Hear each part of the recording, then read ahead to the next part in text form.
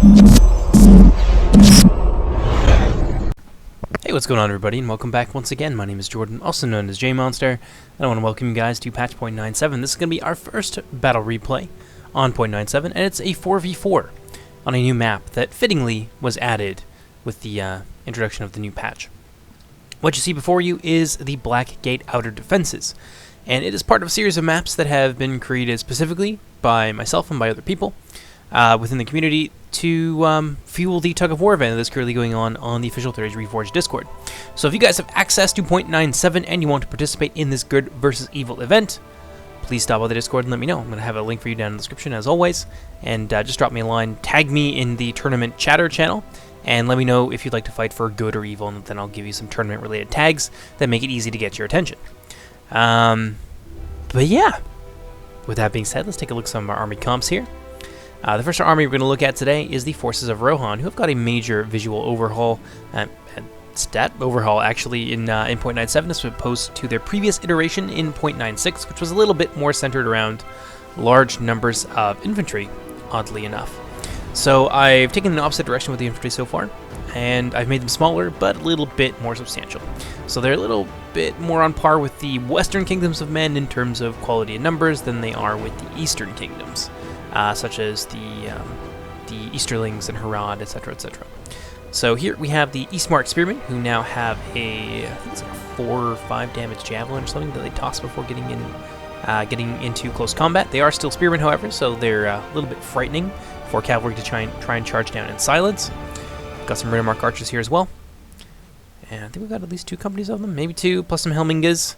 Helmingas being a fairly adequate infantry unit and a higher tier archer, so pretty nice addition to the Rohan roster.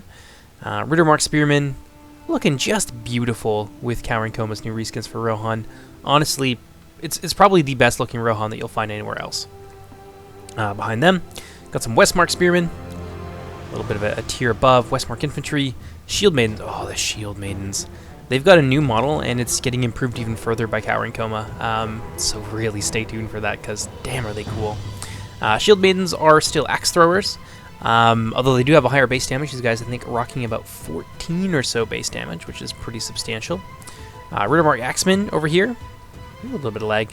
These are the 2-handed AP shock troops, a little bit smaller than they were previously, but far, far more elite, and in my opinion, more worth taking. I got the Red Shield Verkenbrands, who just look sexy. They look like the Marshals of the Red, the dismounted 2-handed axe unit. Got some Riddermark Cavalry here as well. One thing to note about Rohan is that while their infantry units have shrunk and gotten more elite, their cavalry units have, I don't think they've really gained in size, but they have remained the same, while most other cavalry units in the game have shrunk to between 50 and 60. The Rohirrim units are a little bit larger, though I think they're about 90 on massive scale. I got some Sons of Eorl here as well. They've got themselves a nice little facelift, so they look a little bit more like the Riddermark, the Westmark infantry, rather. Field Marshal's Bodyguard, still rocking the old model from 0.96, and actually 3rd Age 3.2, that's been around for at least a decade now. That will change at some point in the future, but more Riddermark Axemen here. Riddermark Skirmishers as well, nice little melee hybrid cavalry unit. Brings, ooh, the lag though. Brings a lot of value to the Rohan roster, and that's going to do for Angstfitz's armies, who, by the way, sent me in this replay, so big thank you to Angstfitz. Next up, we have Mordor being commanded. Oh, that lag is really making me unhappy. 1 second here. That should be a little bit more smooth. Have the Olokai here. With their sexy new model. I think that model's been around since at least 0.96. Over here we have the Melkor's Chosen, who have got a new model, although they have those bloody dirt textures. It is something that we're going to be removing. We have a fix for it. It just didn't end up making it in. Orc Maulers here, which for some reason are still called Orc Maulers instead of Moranon Maulers. So some wires have been crossed somewhere at some point. Behind them, though, we have the new Sauron's Will, who I did probably about 4 hours of streaming with Mordor the other day for the tug-of-war event, which if you want to see, you can check out my Twitch channel down in the description. And these guys performed consistently very well every time. I'm really a big fan of the direction this unit has taken. They are just so hard-hitting, and they inspire, and they cause fear. They're just a lot of things that Mordor can really benefit from, especially in terms of their infantry, which is a little bit lacking in previous patches. More on infantry over here. and Mort on Halberds and Mort on Guard mixed in, so big old mass of Mort on troops. There'll be some Nazgul in the center there as well to lend them some support, and a brand new unit. We have the Beasts of Gorgoroth. Now they're a little bit like mini Mumakil, except that they have Javelin, so they can be particularly a pain if you want to use them in a support capacity. They're a little bit squishier than Mumakil, and they do also run amok, so you want to be careful with how you use these units. You want to use them similarly to Mumakil. They can be very powerful battering rams, but if you leave them in close quarters for too long, they will take a lot of wounds really quickly, and then they will panic and flee, as in any sane creature would who doesn't want to die. So be careful with how you use them, but I've had some good battles with them, and some not so good battles, so it's a unit that can do well if you support it. And don't throw it away. More Orc Maulers and more Saurons. I think that's everything. Yeah, I don't see any ranged units here, so a lot of infantry and such. It's going to be definitely a rush army. Moving on now, speaking of rush armies, we have the Witch Helm of Angmar, Warg Riders. This army being commanded by Hobgoblin, who I haven't had the pleasure of playing with before. A couple units of Blackwatch Legion here. You can see with the shiny new reskin. They currently have maces. That was one of the last things added, so I didn't want to suddenly give them armor piercing, which you'd expect them to have since they have a mace. That is something that may happen in the future, but also I don't want to have... Angmar is pretty strong right now. It might be too much, so it might just be that they get to enjoy the new model and looking cool for the time being. Guardians of Khorne Dûm, pretty solid mid-tier unit. Well, higher, upper, mid-tier. They do inspire as well, which is useful to morale in 25 meters. Behind them, got the Witch Realm Pikemen. None of their armor upgrades here, but that is okay. Looks like we're going for a little bit more numbers. And then we got the 2 new reskins for the Troll units. So Trolls of Gundabad here. This one I helped work on. The model itself was done by Calypso/Leo, who has his own submod. I believe it's the Alternative Patch submod. And there's some really cool stuff in there. We actually drew on their resources in a number of different ways. Some of the Dwarf units, for example, have been replaced with some of his reskins. And then we have the Trolls of Angmar here with their new reskin as well. We're on this end, Witch Realm Blackguard, Hammer Guard, all together. It's a pretty nice looking army, but it's very small. That's probably the smallest Angmar army that I have ever seen anybody bring. So we'll see how it works out. Moving on over this way, we have the Elves of Imladris, for some reason fighting alongside the Orcs. I don't know, don't question it. Riders of the Bruinen, being commanded by Death Eater. Actually, in my new clan guild, I don't know, whatever you want to call it, association of competitive PvP players, known as the Dark Tower. He's got some Gwythi Rockdor as well, some Gwythi Mirdane, looking sexy. Drizzy did an excellent job with this unit. I'm really satisfied with how they turned out. Elder Rinway Spearmen as well.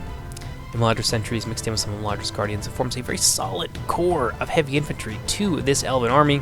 More Elder Rinway Spearmen, Elder Rinway Swordsmen, and some more cavalry here as well. So a pretty small Elven army, but definitely very elite.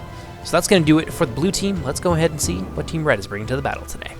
Across the field from Imladris, we have an Arthedain army whose flag is bugged, I know.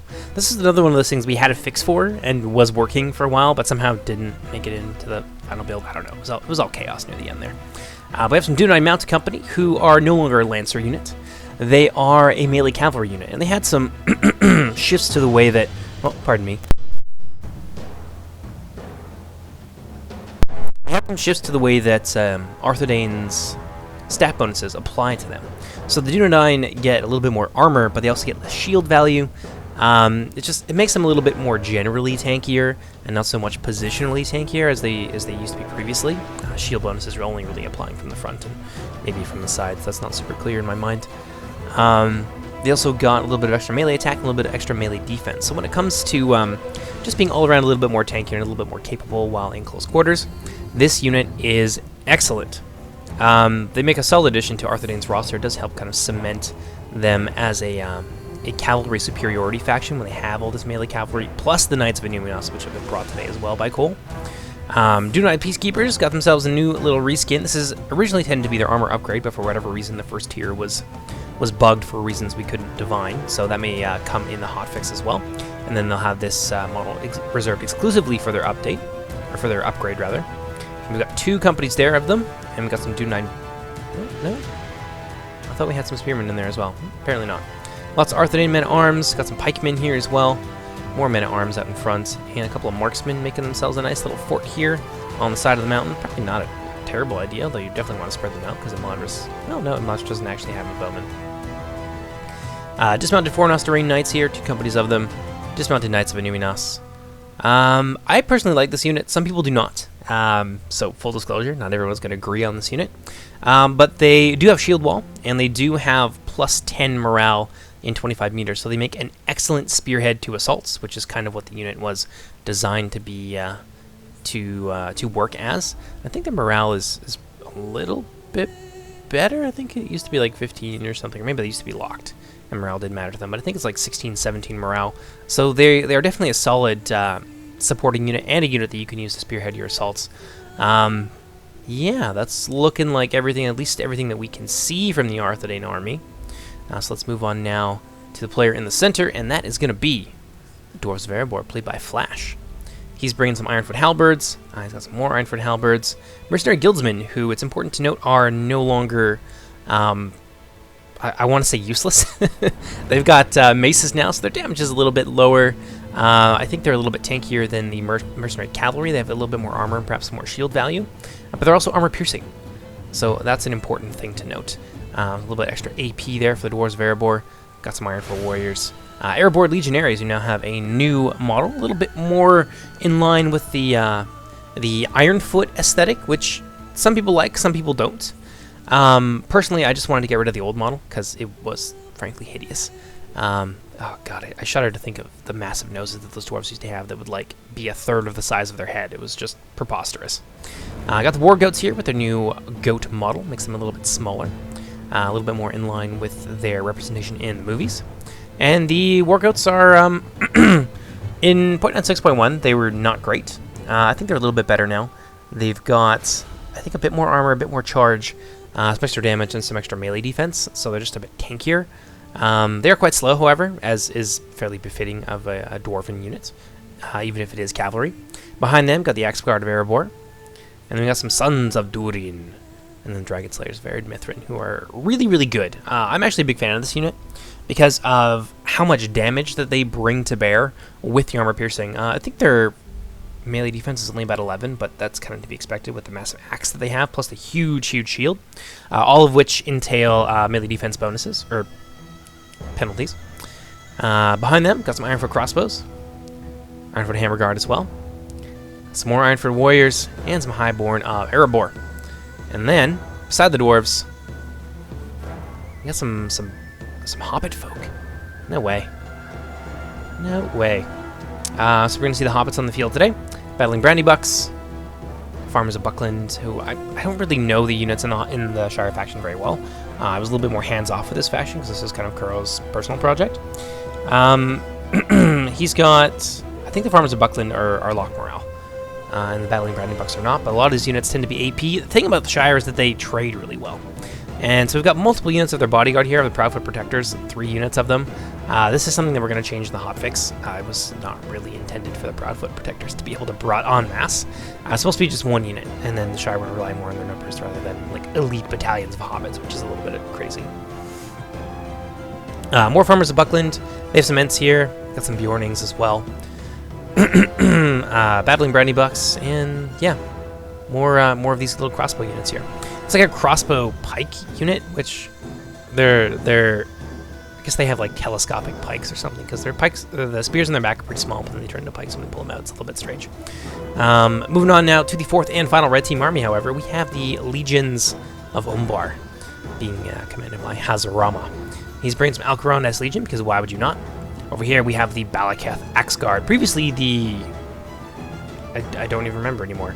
It's like Narduzagar or something like that, representing Narduzagar. They have lost a little bit of melee defense, but they have gained some armor piercing and some extra damage, as they are now a 200 axe unit. Excuse me again, I'm sorry about this, I'm a little bit ill. Pardon. Adunayam Lancers, previously known as Numenorian Lancers, they haven't really changed all that much. They still kind of do what you'd expect them to. Alcaron as Faithful, a small melee knight unit, but they are very, very elite. And over here we have some Narnar Sentinels, who are definitely turning the wrong direction. More Alcaron as Legion, Harbingers of Castamere, now a two-handed sword unit. Very, very scary indeed. A little bit more in line with a lot of other two-handed sword units in the game, so they do pretty well what you'd expect them to. More Balakov Ax Guard, Alcarondas, Legion, Warlords of Umbar, so a double knight build here.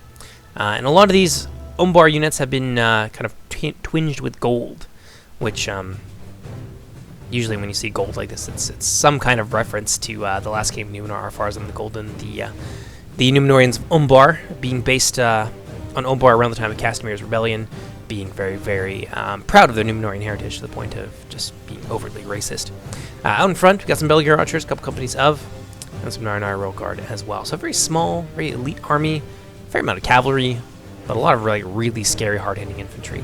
And we'll see how that pairs against Rohan. They've definitely got enough cavalry here, I think, to give Rohan a run for their money. And especially with the two knight units, that's a lot for Rohan to deal with. That being said, Rohan does they have a lot of tricks up their sleeve. They're a cavalry faction for a very good reason.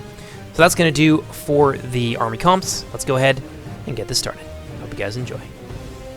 And now, because the red teams, two of the red team's players have deployed together in the center, not necessarily a terrible idea, but the Dwarven player here, Flash, does have an opportunity to deploy some scant forces over on this side, but instead he's opted to deploy entirely in the center with his allies, the Hobbits.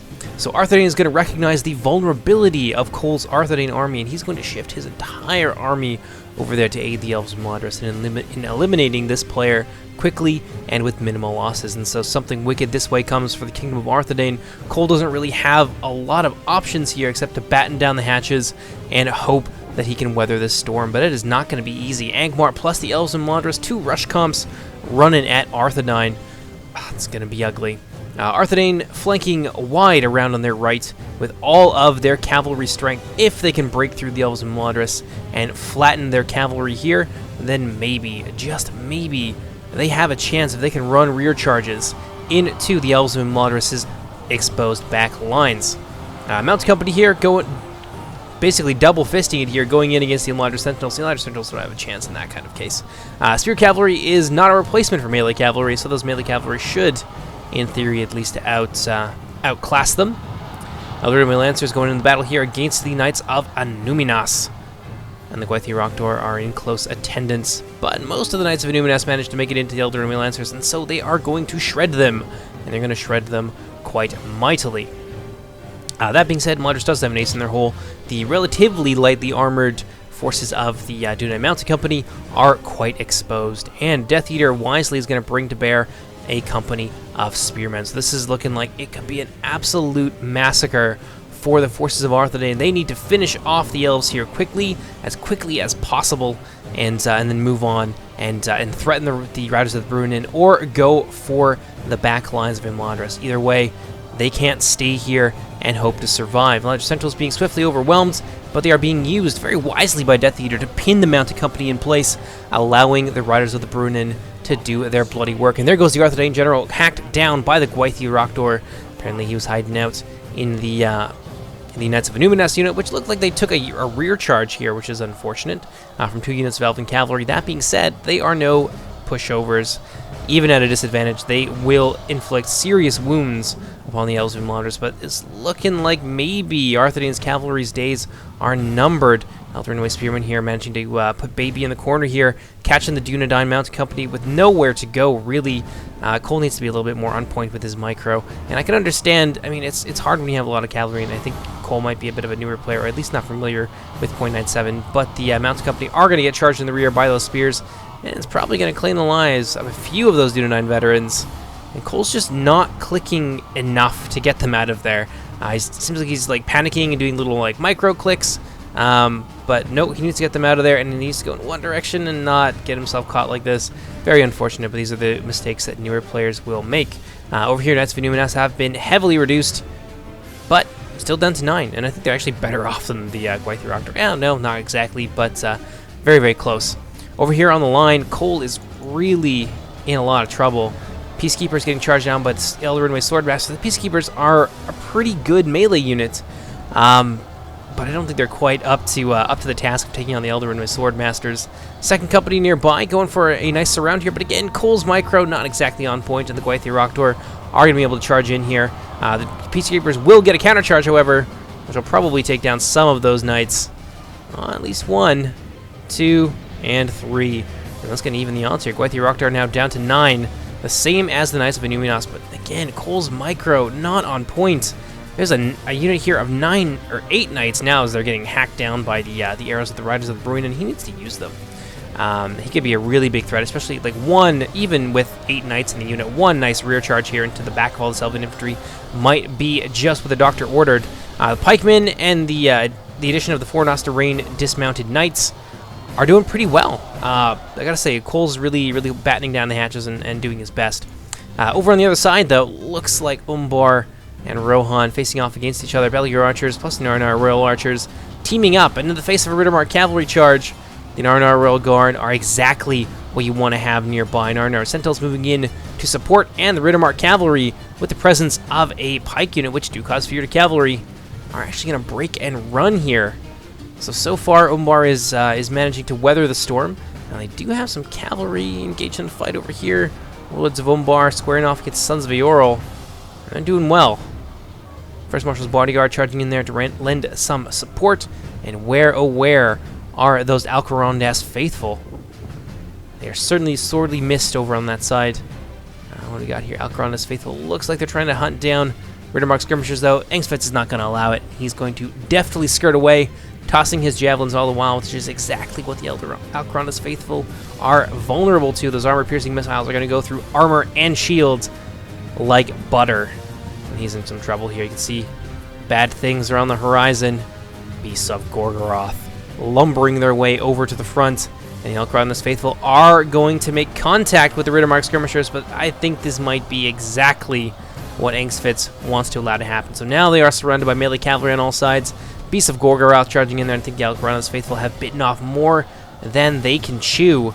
Those units coming in like a wrecking ball. The Alcarondas faithful are beginning to fall. They might actually end up routing here, and that's an ace in the hole for Umbar that's been eliminated. Riddermark cavalry have now come back from routing, but Umbar needed their cavalry, and they needed to be able to match Rohan and eliminate most, if not all, of their cavalry before theirs was expended, because they can win an infantry fight against Rohan. Even the smaller numbers here of the Numenorian legions of Umbar are enough to fight all of these middlemen, despite the disparity in numbers. But unfortunately, it just doesn't seem to be happening for Umbar today. Over here in the center, a little bit unfortunate. It seems like both the Dwarves and the Hobbits have opted to just kind of batten down the hatches, and this is a mistake I see a lot of new players make. If things aren't going well, sometimes they panic or they don't pay a lot of attention to what's going on elsewhere on the battlefield, and sometimes they just freeze and don't do anything at moments when it's obviously much more preferable if they did. So that seems to be what's happening here. They're more content to just sit and wait while their allies get slaughtered, which is not a good thing. Angmar has... I feel like they feel that Imladris is more than capable of finishing off what remains of Arthedain. There are some contingents over here of Guardians of Carn-Dûm, plus the Trolls. What do we got up here? Looks like we got some Dunedain Rangers, and one thing to note is that Arthedain was actually using their height advantage really well. And in the center, you can see there's a lot of dead Elves of Imladris. The far inferior Arthedain infantry were able to hold for quite a while and inflict some fairly substantial damage onto the Elves of Imladris with the addition of those Rangers and those missile units very deftly placed up on the hill. Over here, got the dismounted Knights of Inuminos taking on the Eldarinway Swordmasters. They would win that fight, but with the addition of some Eldarinway Spearmen, maybe not so much. Riders of the Bruinen putting some enfilading fire into what remains of Arthedain's infantry. The Fornoster Rain Knights being surrounded, fighting scary units all over the place. They are going to break and run, but there is no escape as their enemies close in around them, and the valiant men of Arthedain are going to begin to fight to the death. Marksmen here doing their best to stand up, but the Trolls of Angmar are just making absolute mincemeat of them, and there is no more support available. Dunedain Rangers have just taken a savage beating, but the Gwythier Rockdor looking a little bit worse for wear, I think. There was 9 of them before, so they are beginning to fall. Certainly a lot of their HP has been shaved off by this point. Ooh, another vicious rear charge here. That might be the end of the Arthedain marksmen. Still 86 of them, putting up a fight against the tired Trolls, but So there's a couple fear units here. I think we can see the end of the marksman at any moment. So Arthedain is pretty well destroyed, although they have... Nope. Some of their pikemen... It's funny. I'm going to spoil this for you. These pikemen do actually come back later, so they somehow managed to, like, worm their way through the forces of Angmar, who obviously didn't take them as seriously as a threat, and they actually get to come back and fight a little bit later. So this army, these two armies in the center are really scary, and Drizzy, I think, is very wisely keeping his distance. He doesn't want to fight these two all at once. He's got a lot of Mort on infantry here, and that would be difficult, I think, for the armor piercing of the Hobbits and the quality and stubbornness of the Dwarves of Erebor. It just would not go well for him, especially with some of his forces dispersed elsewhere in the battlefield. He's got his Melkors chosen over here. The Beasts of Gorgoroth are around somewhere. Ooh, but it looks like Umbar has rallied. You can see some of the Beasts of Gorgoroth begin to fall away, and they are pressing hard against the Rohirrim infantry. And there goes the Imladris General. More of the Gwaithir Roktor are falling in close quarters with the Dunedain Rangers. Yeah, but Rohan is having... They're having some troubles here. Their infantry is, as I mentioned earlier, not nearly up to par.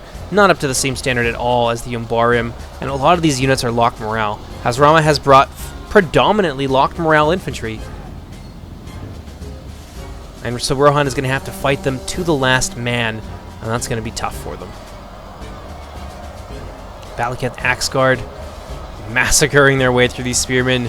Shield Maidens of Rohan in close attendance. I imagine they're going to try and put some skirmish fire into the Balakov Ax Guard because they are just such a nightmare. A little bit of lag there. Sons of Eorl coming in for a rear charge. Of course against the Harbingers of Castamere. But it's not going to be quite so devastating, I think, as he wanted it to be. Now the longer the Sons of Eorl are in combat with the Harbingers, the worse off they are going to be. Those Harbingers hit like trucks. There's a little bit of friendly fire here coming in from the arrows. The Sons of Eorl shaken. Getting out of there, though. They will live to fight another day.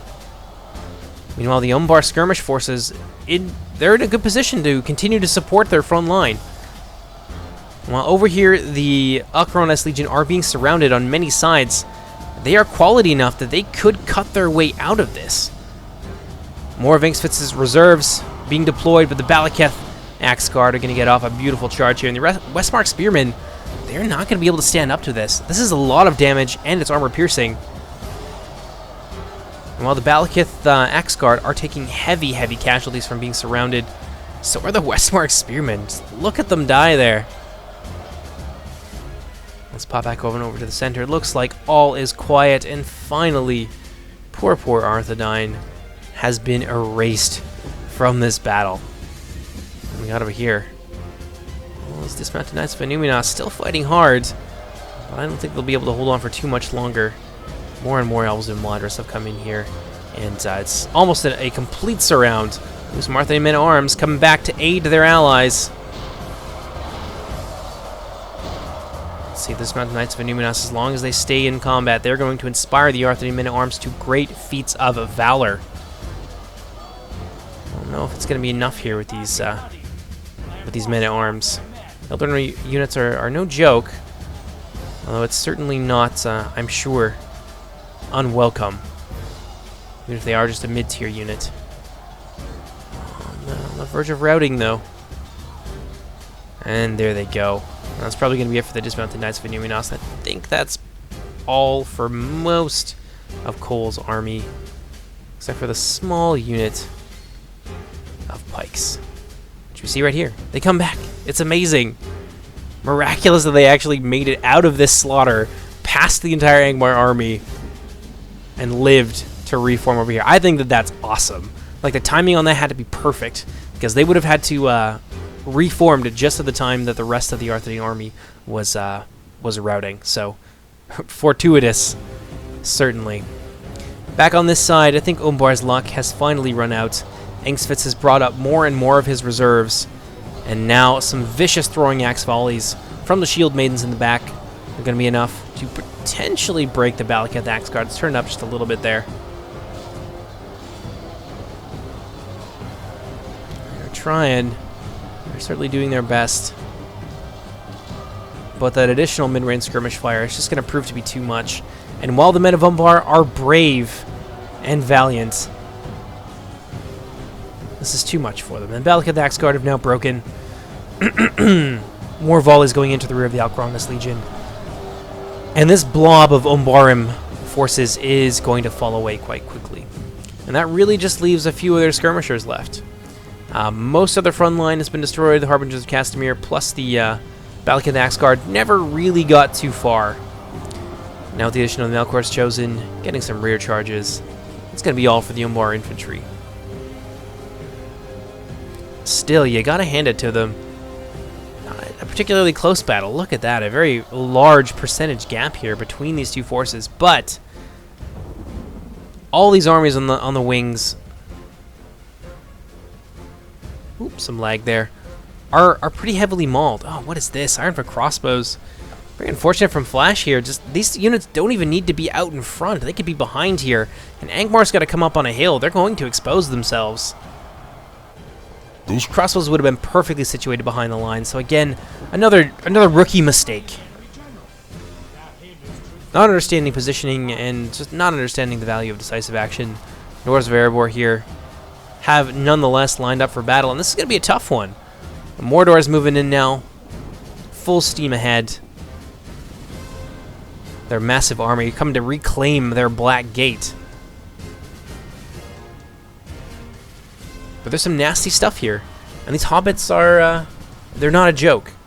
Not by any means. What are all of these skirmishers doing up this close up here? I mean, there's some hobbit infantry. Where is the hobbit infantry? What are they doing? Definitely a new player here, I think, Mr. Sneakman.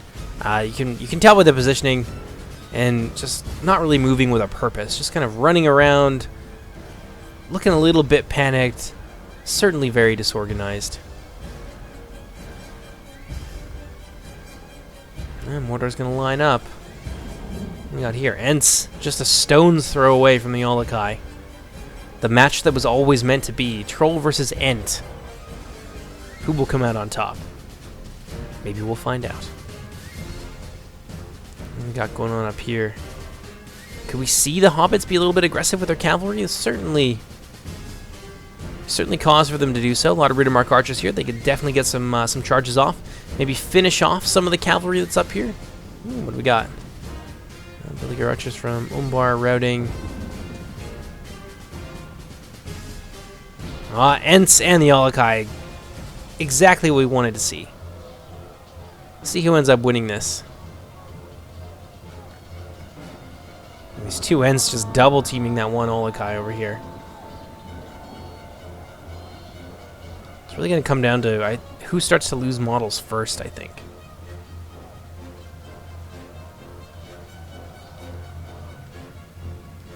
And over here, it looks like Angmar has begun to move in against the Dwarves of Erebor, but the Dwarves of Erebor don't seem to mind too much. Angmar doing their best, but the Dwarves of Erebor are here in force. And they're really giving the armies of the Witch Realm a run for their money here. I don't think that this is a fight that Angmar can win on their own.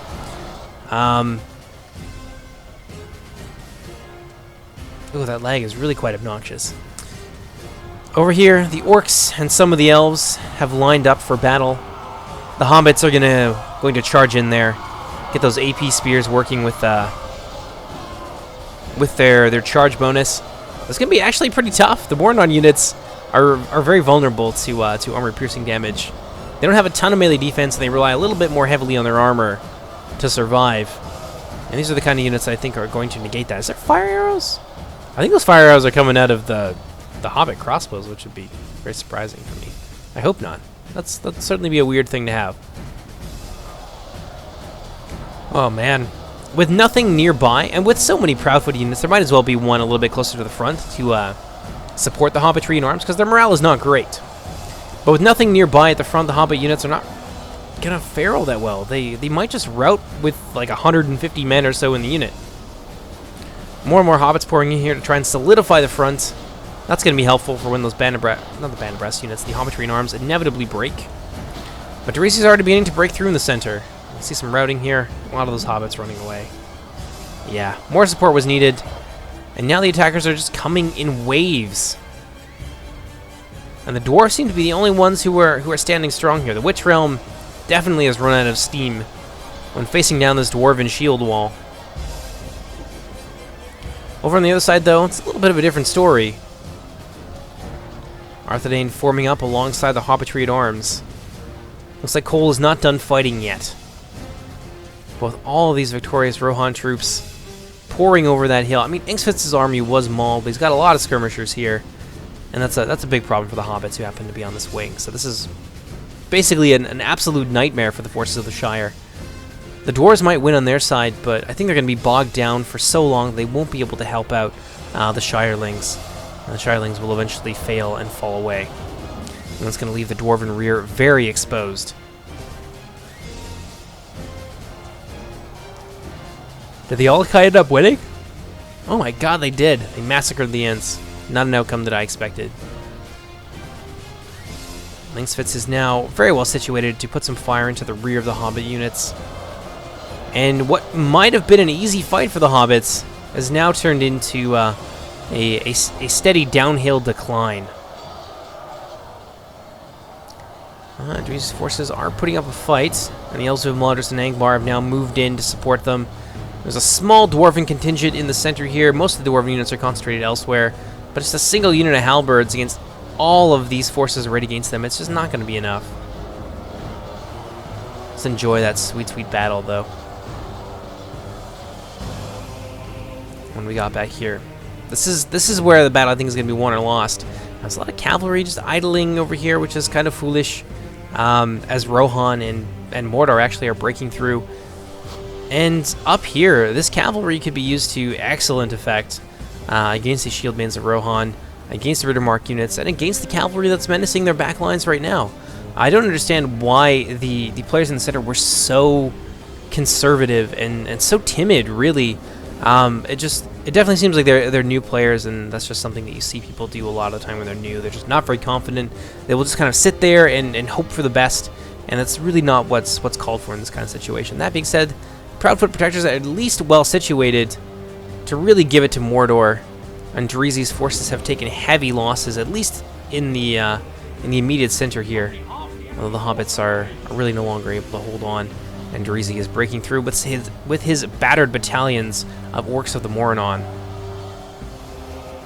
Over here, however, where the Elves were supporting him, he's doing far, far better. The Farmers of Buckland will hold their ground for for at least a little while, but they don't have the greatest defensive stats. And you can already see them beginning to be massacred. And now that the Hobbits have broken, exactly what I predicted has come to pass here. The Dwarves of Erebor are in a lot of trouble. They're being steadily surrounded by the victorious armies of the blue team. And this whole wing, which has done so well for so long, is now going to be surrounded.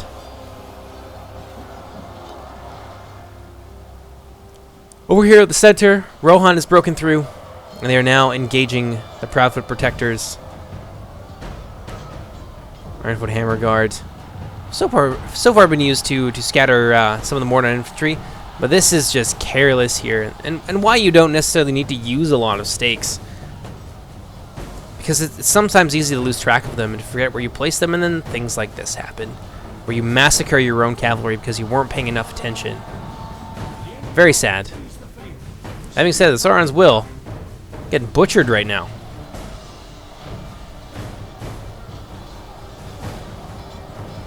Shield Maidens of Rohan moving in to support them, and the Hammer Guard really don't have a chance at this point. Bjorning's down to 3. Melkor's chosen, still fighting hard. And I think this battle is pretty well over. That being said, they've brought it back by quite a lot. It was like 20 or 25%, and now at the moment it's about 13%. 14% now. So you got to hand it to the defenders. This was a valiant defense of the front of the Mordor here, but if they wanted to win and not just, get a lot of kills for the end game, they should have been more aggressive. They should have supported their allies for sure. I think deploying everything that he had in the center instead of deploying some of his forces, over that being the Dwarves, deploying everything in the center instead of lending a little bit of aid to Arthedain, which they had an option to do, it exposed Cole's army, and he didn't have anywhere else that he could really deploy. But the Dwarves could have put a contingent over here. There was a little box that was available to them. I've tested out the deployment zones on this map in 4v4, and some Dwarven infantry would have been amazing to have at this point. They could have shut down those trolls pretty easily. At least one of the elite units, and maybe a few of the Ironfoot warriors or something. Would have been so much pressure off Cole, and he might have been able to win. The cavalry over here in particular. The cavalry in the center for the Dwarves wasn't really used to great effect, but cavalry over here supporting that powerful force of Arthedain cavalry, they would have broken through this easily, and then it might have been a different game. At least on this side of the battlefield, there might be reinforcements instead of an Angmar legion marching over the hill. That being said, it is what it is.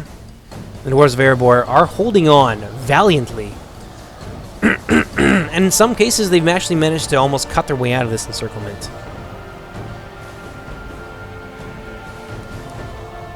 Over in the center, the Hobbits are pretty well destroyed. The Proudfoot Projectors weren't fighting together, and they've been wiped out piecemeal. Being said, they are Pikes, so they will exact a heavy toll from these units that have far less range than they do. But being surrounded like this, there's only so much that they can do. What do we got? Up here, Narnar Royal Guard have come to the aid of their allies, so Umbar not done fighting just yet. And they're really hacking down those Helmingas. However, Shieldbanes of Rohan, Riddermark Archers, the skirmishing units for Rohan still have some juice left, and that's going to be all she wrote for the Narnar Royal Guard. Not enough of them there. Arthedain Pikemen now routing. Hobbitry and Arms. Looks like they rallied and came back, and they have been chewing out some of the Riddermark Archers here. But it's just not enough. There's a tiny little contingent, a handful of Belgier archers up on the hill. Some more Hobbitry and Arms will come back from routing, but it's not enough to turn the tide. Even if they could somehow cut their way across the field here, there's too much that's surrounded the Dwarves on the opposite end.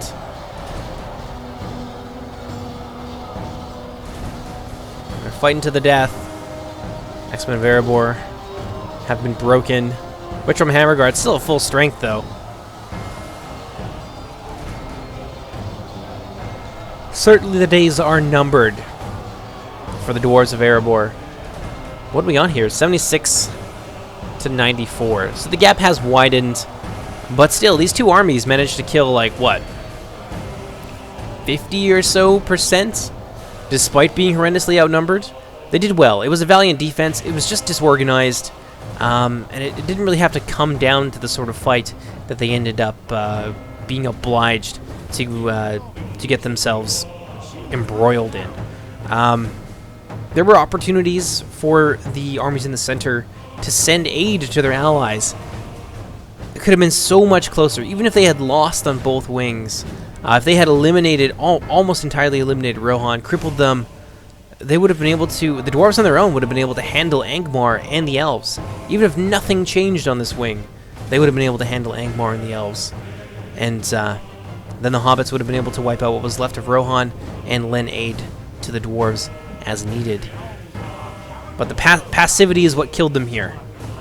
So take note, if you're just joining us for the first time and not really used to the meta, be aggressive, take calculated risks. Don't throw your army away in a pointless frontal assault, but be willing to take some risks and to move out of your deployment zone, which is exactly what the Dwarves of Erebor and the Hobbits of the Shire did not do today. They barely moved from where they started, and it caught up with them. There we go. We got the admit defeat.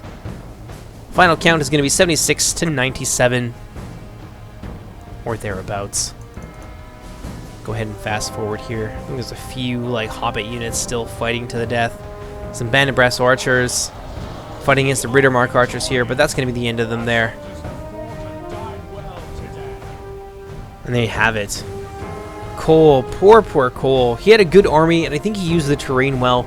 But in the end, he was hamstrung by being so isolated, and part of that came down to his allies' unwillingness to send help.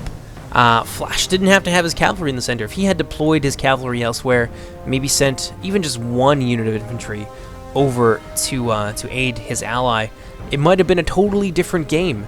If they could overwhelm the Imladris cavalry quickly, then they could begin to launch assaults on the rear of the Imladris line. And Imladris can't win a fight of attrition. like most of the elves, except maybe with the exception of Mirkwood and Lindon to an extent, they're very vulnerable to taking a sudden amount of casualties very quickly. It really hamstrings the combat effectiveness of their units. If they lose half the unit on the way in, then they are extremely susceptible to being overwhelmed. And I think that sustained cavalry attacks on their rear lines might have been able to tip the tide for that exact reason. So very unfortunate for the red team, but it's certainly a learning experience. A lot of these players were obviously quite new, and Drizzy, Death Eater, and Nangsfitz are a little bit more veteran players. So I think the outcome is fairly predictable. That being said, it did get to show off a new map, and at least one of the new factions, and a whole bunch of different and some familiar units, and a lot of new things as well, like the Rohan reskins. So I hope you guys enjoyed it. Wasn't as close as I would have liked it to be, but you know, they're not all going to be that way. It was still a fun battle to watch nonetheless. So I hope you guys enjoyed this, and I'll see you next time. Take care, everybody. Oh yeah, and of course, before somebody murders me, there's your casualties right there. A lot of units did very, very well against Umbar, but a lot of them took a serious beating as well. Umbar infantry is no joke. Alright then, take care.